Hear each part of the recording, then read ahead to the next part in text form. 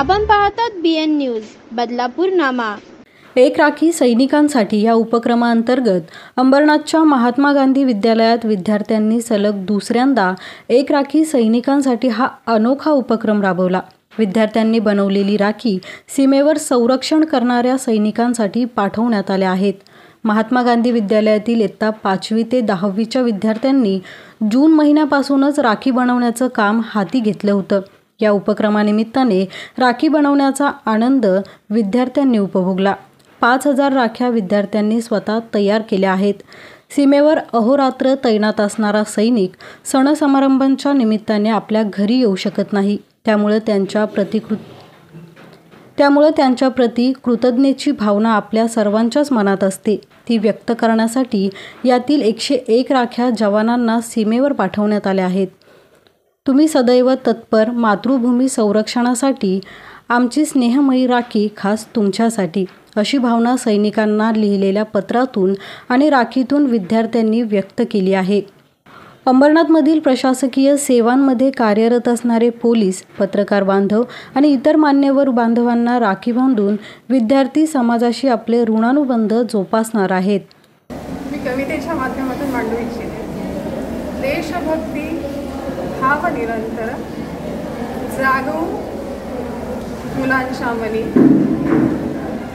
या उद्देशाने आपण एक राखी सैनिकांसाठी हा प्रकल्प राबवत असतो। सैनिक हे आपले प्रेरणादायी आहेत आणि त्यांच्याविषयी सांगायचं झालं तर त्यांच्याकडून आपल्याला खूप सारं शिकण्यासारखं आहे। सर्वप्रथम शिस्त, त्याचबरोबर आपण त्यांच्याकडून निष्ठा, कर्तव्य याची जाणीव माझ्या विद्यार्थ्यांना व्हावी या दृष्टिकोनातून सैनिकांचं जीवन हे खडतर असतं आणि अहोरात्र ते आपल्या